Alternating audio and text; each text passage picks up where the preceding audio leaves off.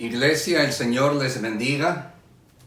Una vez más estamos aquí congregados de esta manera virtual, mientras tenemos la oportunidad que Dios nos permita reunirnos en la iglesia de manera física.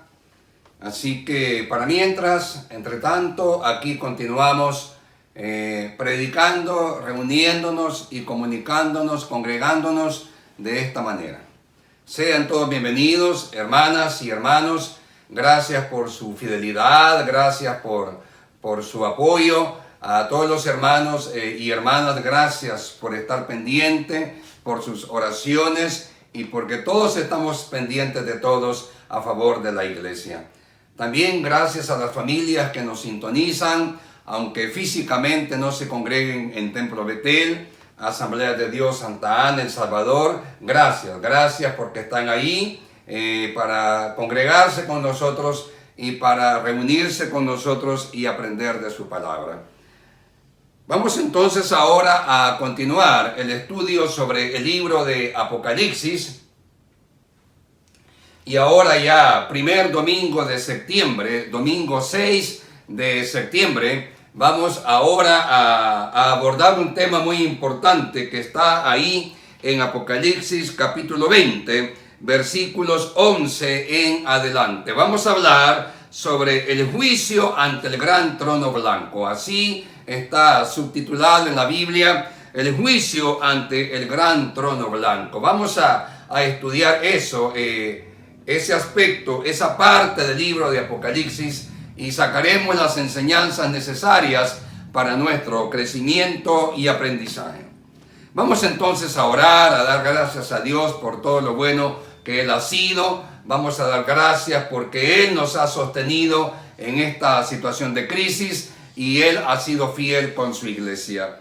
Padre nuestro, te damos gracias una vez más por tu palabra, por tu bendición, por tu provisión, por tu auxilio, por la fortaleza que has dado a las familias y a la iglesia en esta situación de crisis. Señor, gracias porque tú has estado con nosotros, nos has bendecido, nos has guardado y aquí estamos, oh Dios, predicando tu palabra, congregándonos a través de este medio. Y gracias, oh Dios, porque tú nos vas a permitir reunirnos de nuevo de manera física en la iglesia. Gracias, Señor, por tu fidelidad y las familias de la iglesia que tú has guardado y tú has provisto y has bendecido. Gracias, Padre. Abre nuestros corazones y nuestra mente, oh Dios, para atesorar y para entender, oh Dios, lo que tu palabra nos quiere decir en este momento. Gracias, Padre. En el nombre de Jesús, tu Hijo, te damos gracias. Amén. Vamos entonces a abordar el tema, el juicio ante el gran trono blanco, que está ahí en Apocalipsis 20, capítulo 20, versículos 11 en adelante. Y dice: y vi un gran trono blanco y al que estaba sentado en él, de delante del cual huyeron la tierra y el cielo, y ningún lugar se encontró para ellos. Y vi a los muertos grandes y pequeños de pie ante Dios, y los libros fueron abiertos. Y otro libro fue abierto, el cual es el libro de la vida. Y fueron juzgados los muertos por las cosas que estaban escritas en los libros según sus obras. Y el mar entregó los muertos que había en él, y la muerte y el Hades entregaron los muertos que había en ellos, y fueron juzgados cada uno según sus obras. Y la muerte y el Hades fueron lanzados al lago de fuego. Esta es la muerte segunda. Y el que no se halló inscrito en el libro de la vida fue lanzado al lago de fuego. Este es el juicio que sucede después de todo lo que ya predicamos, el Armagedón, la guerra de Gog y Magog, después de que cayó la Babilonia religiosa, después de que cayó la Babilonia comercial, después del conflicto político-militar que el anticristo promocionó en contra de Israel y que se reúne en Armagedón y que termina con la intervención nuevamente de Dios, de Cristo a favor de Israel. Este juicio sucede entonces después. En Apocalipsis 20, capítulo 20, versículos 1 en adelante, leemos algo sobre el milenio. El milenio es un tema que posteriormente podemos estudiar, pero en pocas palabras, a grandes rasgos, el milenio es el período de tiempo de 1000 años en que Dios permite que el mundo exista sin la intervención de Satanás. El milenio es el período de 1000 años que Dios permite después de Armagedón, después que Él ya reina sobre la tierra con su iglesia, después que se destruyeron los poderes políticos, económicos, militar y religioso, el período de 1000 años en que Cristo gobierna con su iglesia sobre la tierra y sin la intervención de Satanás en el mundo. Porque la Biblia dice que Satanás ha sido atado por 1000 años. Es el período en que Cristo reina con su iglesia en la tierra. Dice que cuando desciende, desciende y lo sigue la justicia y gobierna con vara de hierro y con justicia. En ese período Satanás es atado y no interviene en el mundo. A eso se le llama el milenio. Después aparece lo que ya leímos, el juicio ante el gran trono blanco. Este tema habla sobre la justicia de Dios y todo lo que sucederá en el juicio del gran trono blanco. En primer lugar dice ahí en el versículo 11, y vi un gran trono blanco y al que estaba sentado en él, delante del cual huyeron la tierra y el cielo, y ningún lugar se encontró para ellos. ¿Por qué dice que delante del que está sentado en el trono, huyeron la tierra y el cielo y no se encontró lugar para ellos? Nos quiere dar a entender que la justicia divina, la justicia de Dios es sumamente perfecta, exacta y justa. Los salvadoreños tenemos algunas costumbres, algunas palabras que pronunciamos y que mencionamos en algunas situaciones. Cuando alguien ha cometido una falta y lo andan buscando o debe un error, muchas veces decimos o oímos decir, no hallaba dónde meterse. Fulano o fulana, por el error que cometió, no hallaba a dónde meterse. Así le pasa a la tierra y al cielo. Es tan perfecta la justicia divina que ni siquiera su naturaleza, su creación, la creación mismo de Dios no lo resiste. Ni siquiera su creación resiste su justicia. Ni siquiera su creación resiste su justicia, su perfecta justicia. Esto nos enseña que Dios es perfectamente justo. En otra parte la Biblia dice que todos sus juicios son justos. Y Pablo, en una de sus cartas, dice, el juez justo me dará la corona de la vida. El juez justo. Y después dice, y no solo a mí. ¿Qué nos quiere decir? Apocalipsis 20:11. Que Dios es perfectamente justo. A tal grado que ni siquiera su creación, la misma naturaleza, no resiste, no soporta, no aguanta la perfecta justicia de Dios. Hasta la naturaleza, hasta la creación se esconde de la justicia de Dios. Por eso dice, nadie, ni siquiera la tierra ni el cielo. Y después dice, y no se encontró lugar para ellos. Lo que estaba diciendo de los pronunciamientos y los lenguajes que tenemos en El Salvador. Fulano o fulana hizo tal cosa mala y no hallaba dónde esconderse. Es por eso. Es lo que quiere decir Apocalipsis. Ni siquiera la naturaleza, la justicia, la creación de Dios tolera o aguanta la justicia perfecta divina. La justicia de Dios es totalmente perfecta. Eso quiere decir que la tierra y el cielo huyeron y no se encontró lugar para ellos. Que nadie tolera, nadie resiste la justicia divina perfecta.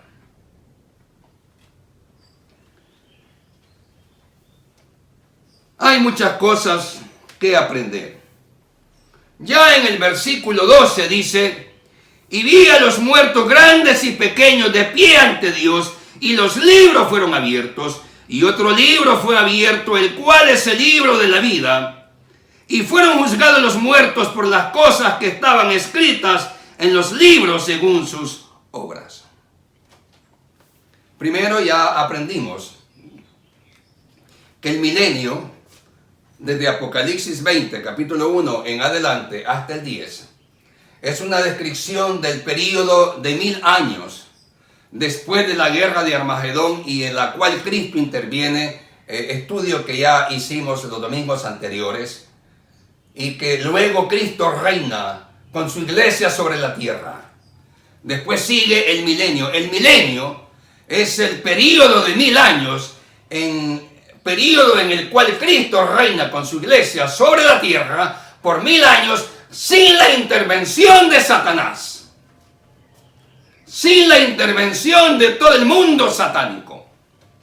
Y por eso dice que Satanás es atado 1000 años, sin la intervención de Satanás. Y luego aprendemos que nadie resiste, nadie aguanta la justicia perfecta divina, a tal grado que la misma naturaleza se esconde de la presencia y justicia divina perfecta, a tal grado que la misma creación se esconde de la perfecta justicia divina. Y ahí en el versículo dice, versículo 12, y vi a los muertos grandes y pequeños en pie. Y vi a los muertos grandes y pequeños de pie ante Dios. Versículo 12 de Apocalipsis 20. Y dice, y los libros fueron abiertos. ¿Qué significa pequeños y grandes? Grandes y pequeños. Algunos intérpretes han dicho que incluye adultos y niños. No es así. Y aquí cabe unas palabras que Jesús dijo, y ya las vamos a estudiar. Algunos estudiosos del Apocalipsis han dicho que cuando Apocalipsis 20:12 dice, y vi a los muertos grandes y pequeños, se está refiriendo a niños y adultos. No es así. Voy a empezar con la explicación sobre los niños, la salvación de los niños. Jesús mismo la declaró cuando pronunció aquel famoso versículo y que lo utilizamos mucho en las iglesias: dejad a los niños venid a mí, y no se los impidáis, porque de los tales de los niños es el reino de los cielos. Y aquí hay una doctrina que es importante aprender hoy que estamos en esto. Jesús dijo, dejad a los niños venid a mí, y no se los impidáis, porque de los tales es el reino de los cielos. ¿Qué quiso decir Jesús? Jesús quiso decir, mientras no se pierda la inocencia de la infancia, se es salvo. De los tales es el reino, de los niños. Mientras no se pierda la inocencia de la infancia, se es salvo. Y habrá que ver a qué edad se pierde la inocencia de la infancia. Pero todos sabemos y es conocido, ya sea como hijos, ya sea como padres, que un niño en su inocencia, en su infancia, puede andar desnudo en toda la casa todo el día. Y a él no le da pena. Él no siente vergüenza. Inclusive puede andar desnudo en la casa el niño. Y llega visita. Y de repente la visita está en la sala. Y de repente el niño aparece desnudo. No solo lo están viendo desnudo en lo que siempre lo ven desnudo, que son los padres, inclusive la visita, y él anda desnudo. No siente vergüenza, no siente pena. Mientras persiste la inocencia de la infancia, se es salvo. Y esto vale para aclarar ese concepto de la salvación de los niños. Jesús mismo lo declaró: de los tales es el reino de los cielos. Mientras persiste la inocencia de la infancia, se es salvo. Y ahí se contesta la pregunta sobre la salvación de los niños. Es otro tema, quizás más de aspecto psicológico o sociológico. Evaluar cuándo un niño pierde su inocencia mental y cuándo ya empieza a entender algunas cosas que están fuera de su inocencia. ¿Cuándo sale? ¿En qué momento? ¿En qué edad? ¿A qué edad sale de su inocencia? Pero mientras el niño vive en su inocencia de infancia, es salvo. Por eso dijo Jesús: de los tales es el reino de los cielos.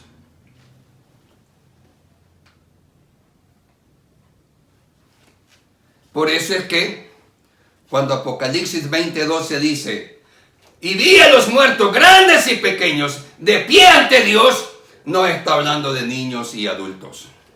Está hablando de grandes y pequeños en cuanto a lo que el mundo evalúa como alguien importante, sobresaliente o no. Se puede decir rico y pobre. Se puede decir famoso y desconocido. Pero no está hablando de niños. Está hablando de grandes y pequeños. Prominente o no, rico o no. Conocidísimo, famoso o no. Alguien que pasó con mucha fama por este mundo o alguien que pasó desapercibido, según las reglas y conocimientos y conceptos del mundo. ¿Qué significa entonces? Que nadie escapa. Nadie evade el juicio divino. Nadie evadirá ni puede evadir. Y vi a los muertos grandes y pequeños en pie ante Dios. Nadie evade el juicio divino. Ni por importante ni por desconocido. Ni por pobre ni por rico. Nadie. Todos. Y vi a los muertos grandes y pequeños de pie ante Dios. El aprendizaje de que nadie evade el juicio divino. Nadie soborna. Nadie manipula a Dios. Nadie soborna a Dios. Nadie engaña a Dios. Nadie le miente a Dios. Nadie presentará ni podrá presentar falso testimonio, ni falsos testigos, ni cuentas falsas. Nadie podrá huir. Nadie podrá pagar para evadir. Nadie podrá dar soborno, o lo que usted llame. Nadie podrá sobornar. Nadie podrá evadir con dinero. Nadie podrá pagar influencias. Grandes y pequeños, de pie ante Dios. Nadie escapa. Nadie escapa al juicio divino. En primer lugar, aprendimos que la justicia de Dios es perfecta, que ni siquiera su creación lo resiste. Hasta su creación se esconde, la tierra y el cielo, y no se encuentra lugar para ellos. Es tan perfecta que ni siquiera su creación lo resiste. En segundo lugar, nadie escapa, grandes y pequeños. La tercera enseñanza que aprendemos es que los niños, mientras guarden su inocencia de infancia, son salvos. Los niños, mientras guarden su inocencia de infancia, son salvos.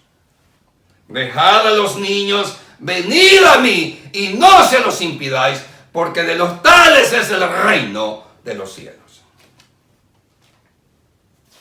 Ya hemos aprendido varias cosas. Versículo 13 dice: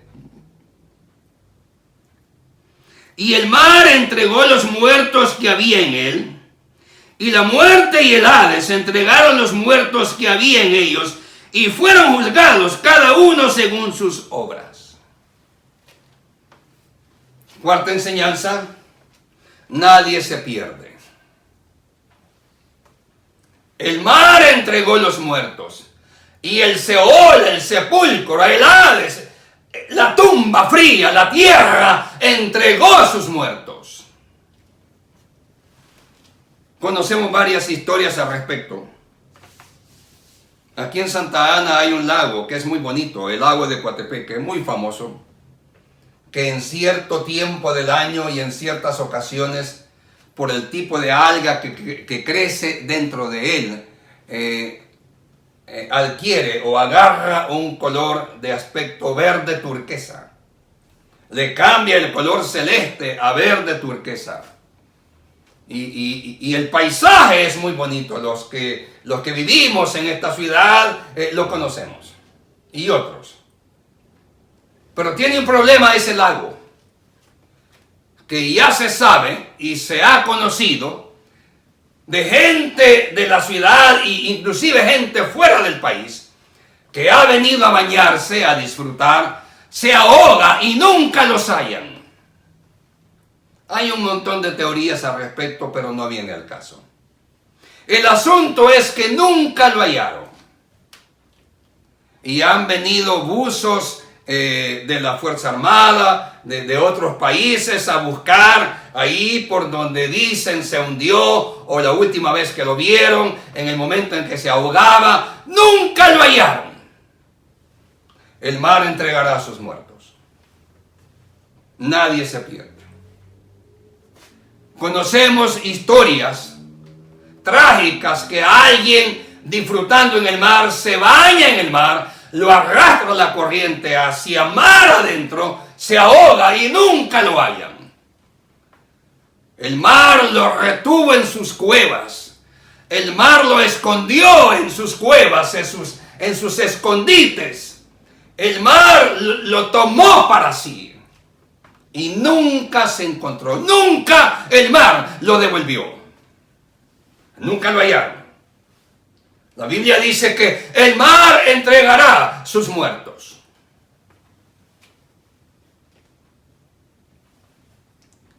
En la guerra civil que tuvimos, desde 1979, las revueltas empezaron en 1977, por ahí, o antes. Ya en 1979 aquí había una guerra civil que duró hasta 1992, en donde se firmaron los acuerdos de paz en Chapultepec, México. En todos esos años de guerra civil en El Salvador, hubo mucha gente desaparecida, de ambos bandos. Ambos bandos cometieron ese tipo de crímenes, hacer desaparecer gente que nunca hallaron. Lo más probable es que fueron asesinados y enterrados en tumbas clandestinas. Algunas cosas ya se han sabido de ambos bandos. El sepulcro, el Hades, el Seol entregará a sus muertos. El Seol entregará a sus muertos. El Hades, la tumba, la tierra, el planeta, la tierra en sí, entregará a sus muertos. Nadie se pierde. Nadie se pierde. El mar entregará a sus muertos. Las aguas que esconden cuerpos entregarán sus muertos. Y la tierra que retuvo a aquellos que fueron sepultados de manera clandestina o nunca se supo qué pasó. La tierra, el Seol, el Hades, entregará a sus muertos. Nadie se pierde. Bendita esperanza que todos serán y seremos recuperados. Bendita esperanza que todos serán y seremos recuperados. Hay gente que ha sido, después de que ha muerto, ha sido cremada, es decir, ha sido quemada y convertida en ceniza. Y esas cenizas ellos mismos han pedido en vida que las tiren en algún lugar, en un lago, en un río, en el mar. El mar, las aguas, la tierra entregará a sus muertos. Nadie se pierde. El mar entregará a sus muertos. La tierra, el Seol, el Hades, el sepulcro, la tumba fría entregará a sus muertos. Bendita esperanza, que nadie se pierde. Todos somos y seremos recuperados.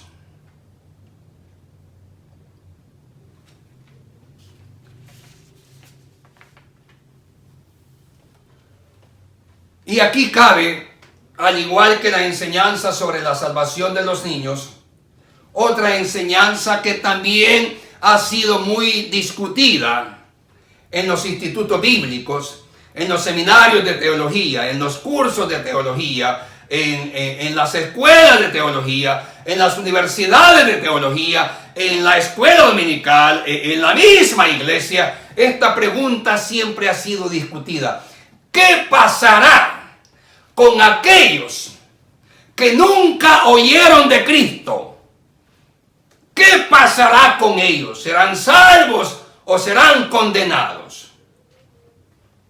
Y es una pregunta muy interesante que ahora que se está tocando el tema es importante resolverla y contestarla a la luz de la palabra. Y esta es una pregunta que yo antes me hacía. Antes, cuando era mucho más joven, yo antes me hacía. Y la he oído y preguntar en prácticamente todas las iglesias y todos los institutos bíblicos y todas las escuelas de teología. Ha sido inclusive motivo de debate. Y está bien, el estudio de la palabra de Dios es saludable. El debate sobre la palabra de Dios es saludable, es importante y debe de haber. ¿Qué pasará con aquellos que nunca oyeron de Cristo y murieron así en su ignorancia de Cristo? Todavía hay pueblos en el mundo que nunca han oído de Cristo. Ahora hay tecnología, hay misioneros, hay aviones para llegar al lugar más recóndito del mundo, pero todavía hay pueblos y lugares en el mundo en donde nunca se ha oído de Cristo. ¿Qué pasará con esa gente? La respuesta está en Romanos. Romanos capítulo 2, versículo 12 en adelante. Romanos capítulo 2, 12 al 16. ¿Qué pasará con aquellos muertos que nunca oyeron de Cristo? Y este es el momento importante para contestar esta pregunta. Ya que estamos hablando de el gran trono blanco, grandes y pequeños, ¿qué pasa con los niños? ¿Qué pasará con los niños? Y sacamos esa enseñanza de las mismas palabras de Cristo. Dejad a los niños, venid a mí, porque de los tales es el reino de los cielos, y no se lo impidáis. Ahora vamos a la otra pregunta ¿qué pasará con aquellos ya adultos que murieron y nunca oyeron de Cristo? La respuesta está en Romanos 2, 12 al 16. Voy a decir algo antes respecto a esto. Dios dotó al hombre de conciencia. Dios dotó al hombre de conciencia. La conciencia es la capacidad moral que el hombre tiene para distinguir entre el bien y el mal. La conciencia es la capacidad moral con la que el hombre nace para distinguir entre el bien y el mal. Y para la salvación de aquellos que nunca oyeron de Cristo ni del Evangelio, se apelará a su conciencia. Todos hemos visto esto en los niños. Digamos, hay 2 niños en la familia, o 3, y son niños, todos son niños en su infancia, 4, 5 años o 6, son niños. Pero de repente hay una situación ahí en donde uno de los niños golpea al otro. Y de repente nos damos cuenta que el que ha sido agredido, el que ha sido golpeado, empieza a llorar. Y los padres salimos a ver qué pasa. Y vamos a ver qué pasa. El niño agredido, el niño golpeado, está llorando. Pero el agresor, el niño que golpeó, se escondió. Se escondió. Y solo tiene 6 años. Y solo tiene 7 años. Es un niño todavía. Está en su inocencia de infancia todavía. Pero se esconde. Un niño de 6 años, un niño de 5 años, se esconde. ¿Por qué se escondió? Porque Dios dotó al ser humano de algo que se llama conciencia. La capacidad moral humana de discernir, de entender intelectualmente entre el bien y el mal. Entonces el agredido, el niño agredido, llora. El agresor se esconde. Y se esconde por miedo a ser castigado. Porque su conciencia le dijo que lo que hizo estaba mal. Porque su conciencia le dijo que lo que hizo con su hermanito o su hermanita estaba mal. Y de eso habla Pablo en Romanos 2, 12 al 16. La conciencia, la capacidad que Dios le dio al ser humano de discernir de manera intelectual y de manera moral cuándo un asunto es malo y cuándo es bueno. Distinguir entre el bien y el mal. Dios apelará a la conciencia de todos aquellos que nunca escucharon de Cristo para salvación o para condenación. Y voy a decir algo aquí que espero no confunda.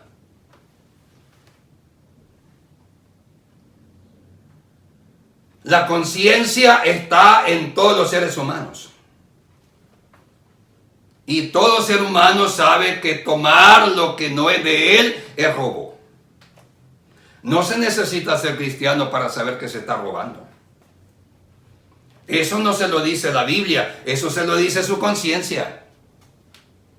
Todo ser humano sabe, cristiano o no, sabe que matar, robar es pecado, está malo. Y si el que no es cristiano no quiere usar la palabra o concepto pecado, entonces que use el concepto no está bien y está mal. O está bien o no está bien. Está bien o está mal. No necesariamente que use el concepto pecado, Pero al fin y al cabo sabe en su conciencia, porque su conciencia se lo está diciendo que aquello está bueno o está malo. Y para eso no se necesita ser cristiano. Eso Dios lo puso en la naturaleza del hombre. La capacidad de discernir académicamente, intelectualmente mejor dicho, y moralmente, lo que está bien y lo que está mal. Y de eso habla respecto a la salvación de los gentiles que nunca oyeron de Cristo. Es lo que dice Pablo en Romanos 2, 12 al 16. Leamos y dice: porque todos los que son sin ley han pecado, porque todos los que son sin ley han pecado, sin ley también perecerán. Versículo 12: porque todos los que son sin ley han pecado, sin ley también perecerán. Y todos los que bajo la ley han pecado, por la ley serán juzgados. Porque no son los oidores de la ley los justos ante Dios, sino los hacedores de la ley serán justificados. Y quiero que lea esto y que escuchemos esto, y aquí está la respuesta a ¿qué hará Dios con aquellos que murieron sin Cristo porque nunca oyeron de Cristo? Esto está a partir del versículo 14 de Romanos 2. Dice: porque cuando los gentiles que no tienen ley, oiga bien, porque cuando los gentiles que no tienen ley hacen por naturaleza lo que es de la ley, estos, aunque no tengan ley, son ley para sí mismos. Mira qué interesante. Y yo quería traer a colación este tema hoy, que hablamos sobre el juicio del gran trono blanco. ¿Qué pasa con aquellos que murieron sin nunca escuchar de Cristo? Y Romanos 2:14 dice: porque cuando los gentiles que no tienen ley, nunca oyeron, hacen por naturaleza lo que es de la ley, estos, aunque no tengan ley, son ley para sí mismo. Y mire qué hermoso y más claro lo que viene en el 15, versículo 15 de Romanos 2. Dice: mostrando la obra de la ley escrita en sus corazones. Mostrando la obra de la ley escrita en sus corazones. Mire qué hermoso. Dando testimonio su conciencia.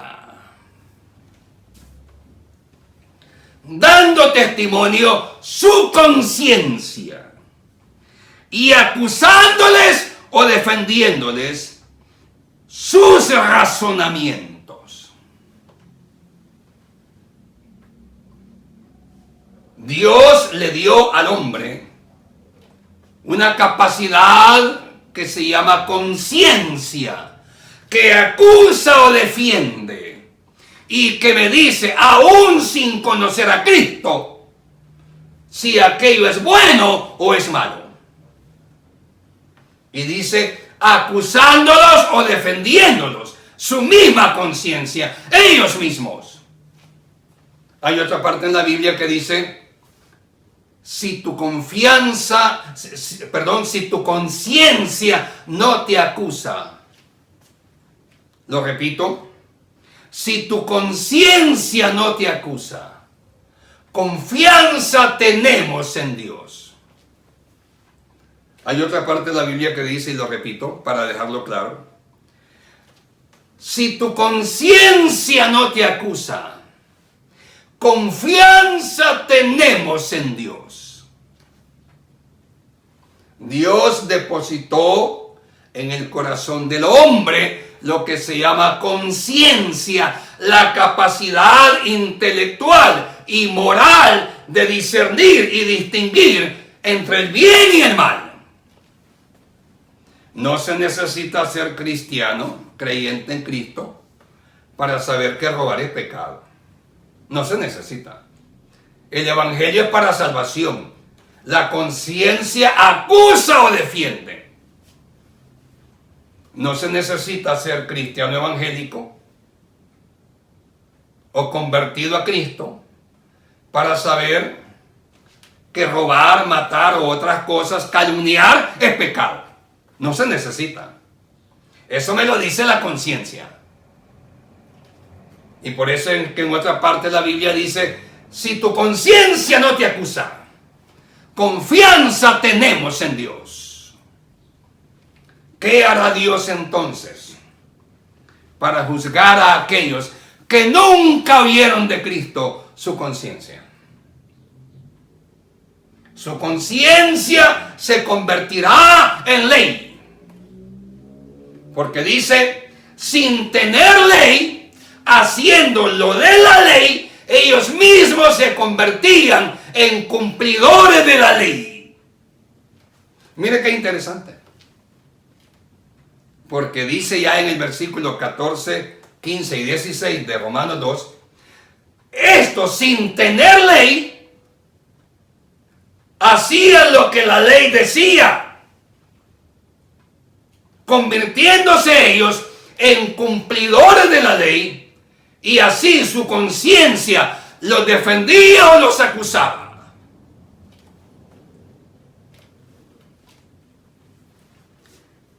¿Qué hará Dios para en el juicio del gran trono blanco juzgar a aquellos que nunca oyeron de Cristo su conciencia? Porque la conciencia que todos tenemos nos dicta si aquello es bueno o es malo. No nos dicta si conviene o no conviene. Eso lo dicta el razonamiento. La conveniencia no la dicta la conciencia. La conveniencia la dicta el razonamiento, el intelecto. Pero la conciencia, la capacidad moral e intelectual de determinar si aquello es bueno o es malo. Ya, si conviene o no conviene, eso lo dice el intelecto. Pero la conciencia determina y me dicta y me grita si aquello es bueno o es malo. Si está conforme a la ley de Dios. Otros estudiosos dicen que la conciencia es parte del soplo de vida que Dios puso en el hombre. Y en realidad así es. Repito, algunos teólogos, algunos estudiosos dicen que la conciencia es parte del soplo de vida que Dios puso en el hombre. Y en realidad, en verdad, así es.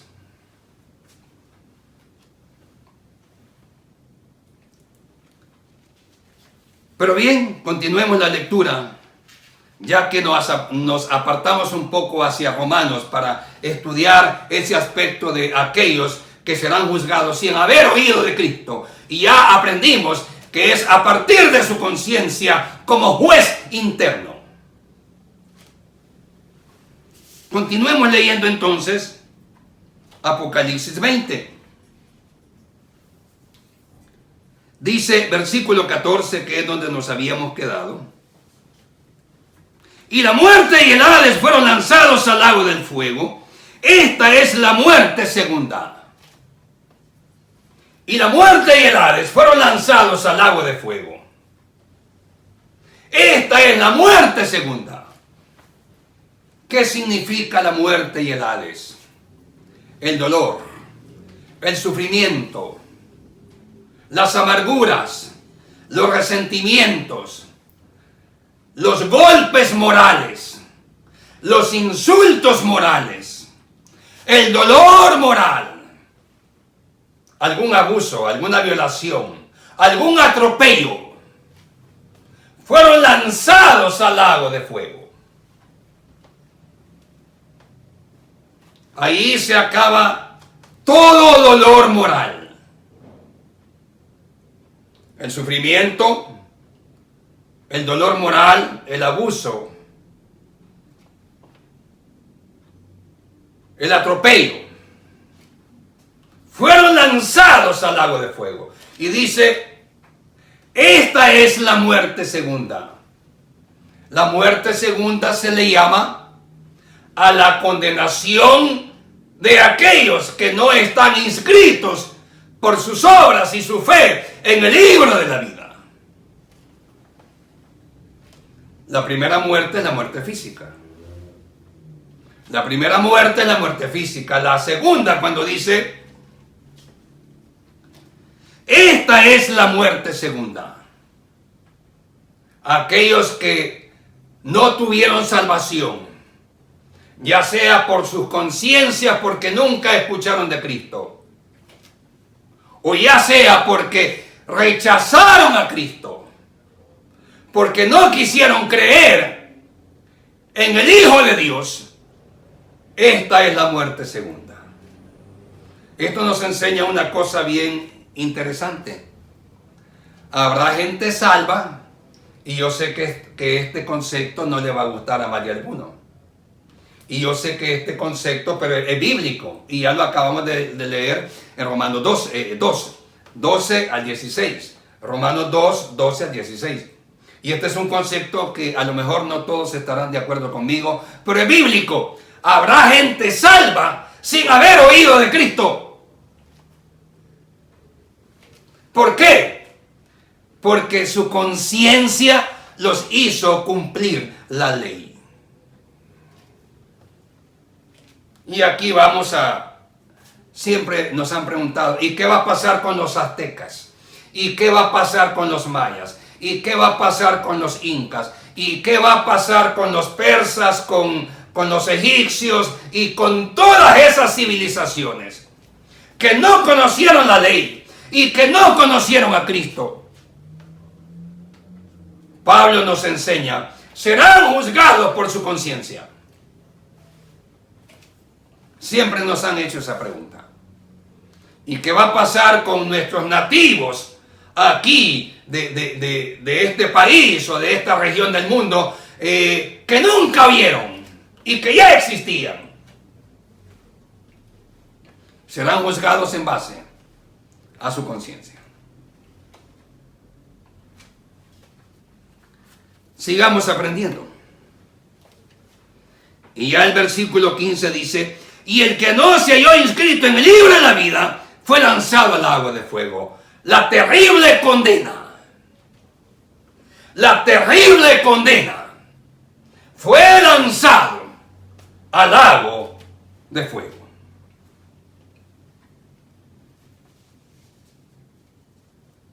Y ya en Apocalipsis 21, versículos 1 al 5, vemos cómo las promesas que Cristo dijo se empiezan a cumplir respecto a esto.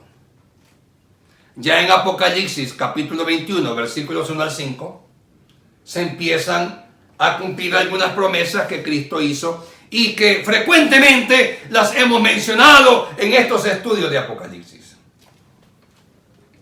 Ya el versículo 1 de Apocalipsis 21 dice, vi un cielo nuevo y una tierra nueva, porque el primer cielo y la primera tierra pasaron, y el mar ya no existía más.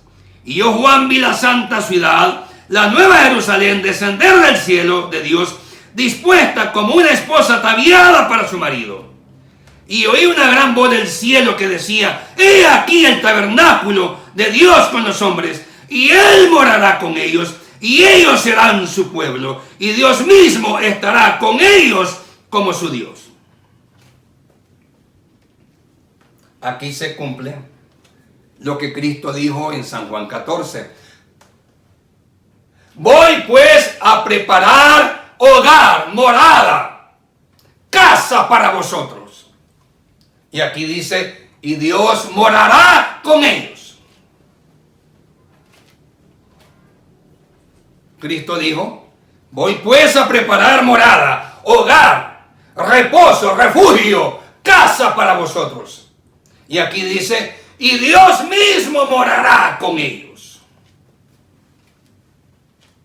La promesa de los salvos. Dios mismo morará con ellos. Versículo 4. Enjugará, de Apocalipsis 21. Enjugará Dios toda lágrima de los ojos de ellos. y ya no habrá muerte, ni llanto, ni clamor, ni dolor, porque las primeras cosas pasaron. Se acabó el sufrimiento moral, el sufrimiento físico.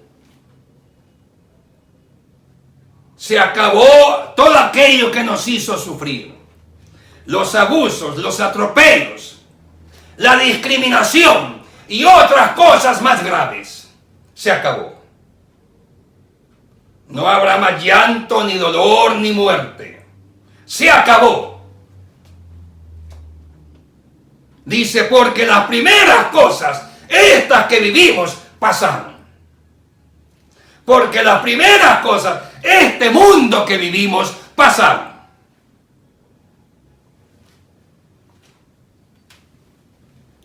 Y ya en el versículo 5